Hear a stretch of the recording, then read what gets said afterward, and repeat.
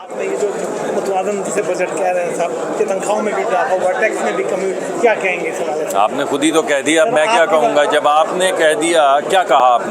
آپ نے کہا کہ اتنے مشکل حالات کیا ہیں؟ 2 جنگیں ہوئی، ایک ہماری اپنی جنگ ہوئی، ایک خطے میں جنگ ہو رہی ہے، ایک تباہی آئی سیلاب کی جو ناگہانی آفت تھی، اللہ کی طرف سے آئی قدرتی آفت تھی، اور اس کے باوجود ہم نے تقریباً 4%، 3.7% گروتھ دکھائی۔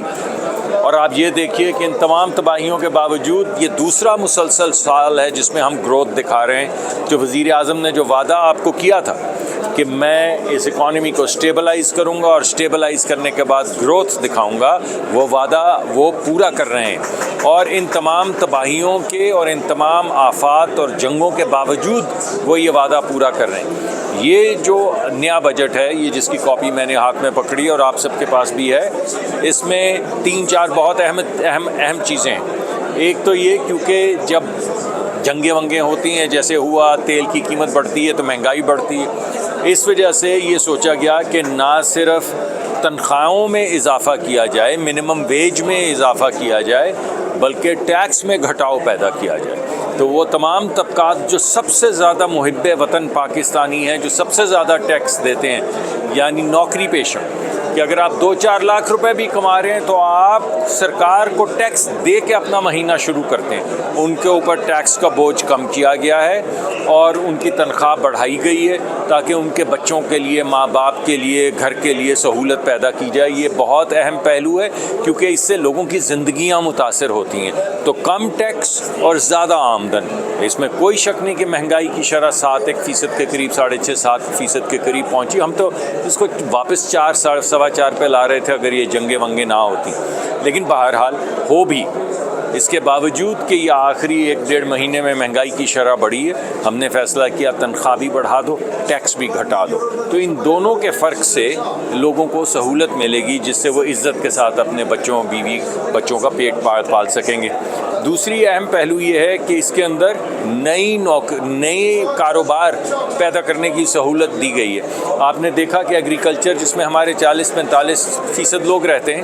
آپ نے دیکھا کہ ان کے لیے پیسے مختص کیے گئے ہیں۔ بینکوں کو فورس کیا جائے گا کہ وہ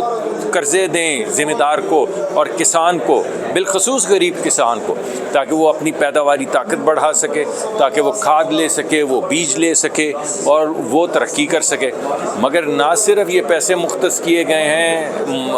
ایگریکلچر کے لیے، وہاں پہ ان کی لاجسٹکس کے لیے، اسٹوریج کے لیے، ٹرانسپورٹیشن کے لیے بھی پیسے جو ہیں وہ مختص کیے گئے ہیں، اور وہاں پہ ایگریکلچر سے ریلیٹڈ جو کاروبار ہیں ان کے لیے بھی پیسے جو ہیں وہ مختص کیے گئے ہیں۔ تو اس کے ذریعے ایگریکلچرل ڈیولپمنٹ جو ہے، جہاں پہ ہمارے 40-45% لوگ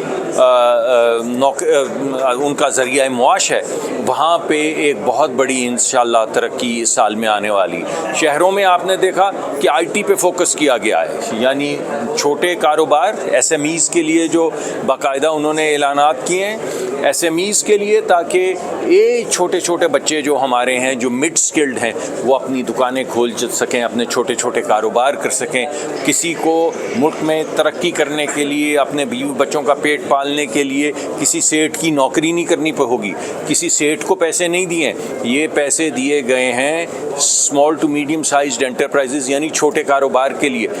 اس کے علاوہ ہمارے جتنے بچے، اور آپ کے بھی بہن بھائی ہوں گے، ہمارے بھی بچے ہیں، یہ تمام کالجوں اسکولوں سے نکلتے ہیں، ان کی تعلیم میں کوئی کمی نہیں ہے، یہ بہترین یونیورسٹی سے نکل رہے ہیں۔ تو آئی ٹی کو جو سہولت دی گئی تھی، جو ختم ہو رہی تھی، جو ٹیکس کی ہے، وہ سہولت برقرار رکھی گئی ہے تاکہ یہ تمام بچے گلوبل ویلیو چینز میں جا کے کام کریں، یہاں سے بیٹھ کے ڈنمارک میں کام کریں، پاکستان چھوڑ کر نہیں جائیں، پاکستان میں اپنے ماں باپ کے پاس رہیں، اپنے ماں باپ کی خدمت کریں، مگر پیسے ڈالروں میں اور پاؤنڈز میں اور یوروز میں کمائیں۔ تو اس کے لیے بھی سہولت جو ہے وہ پیدا کی گئی۔ تو ایک رورل اسٹریٹجی ہے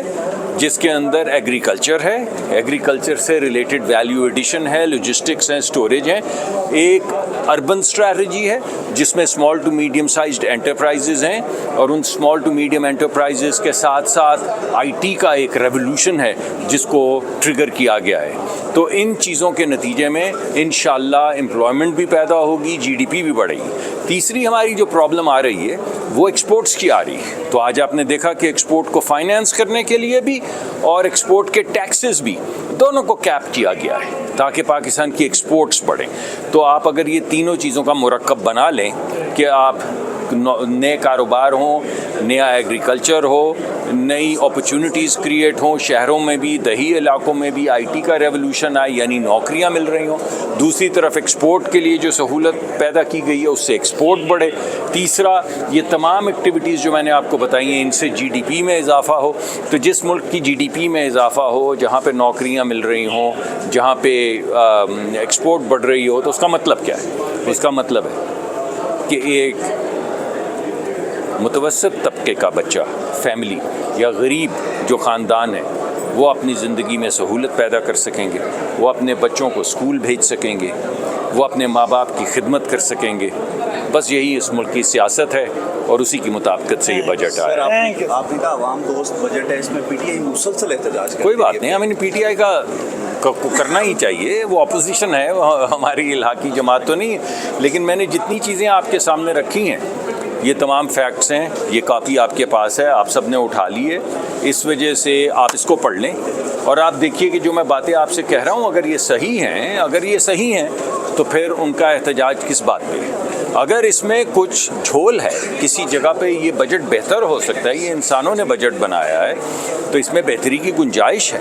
तो हमारे ये दोस्त हैं, हमारे भाई हैं अपोजिशन वाले, पीटीआई वाले, तो वो आएँ कमेटी में बैठें, तजावीज़ दें। अगले 15 दिन 10 दिन जो हैं वो तजावीज़ के लिए हैं कि हमने तो अपनी तरफ से बेहतरीन बजट लाने की कोशिश की, कुछ रह गया होगा, जो रह गया होगा वो हमारी इलाकी जमातें भी और वो लोग हमारी वो दोस्त जो अपोजिशन की बेंचेस में बैठे हैं बिलखसूस पीटीआई के, वो तशरीफ़ लाएँ। हमारे लिए तो सर आंखों पे हैं, वो आएंगे तो ये बजट बेहतर होगा और अगर हम बेहतर बजट बनाना चाहते हैं तो हम क्यों नहीं चाहेंगे कि वो तनकीदी जायज़ा लें, आएँ और इसको बेहतर करें।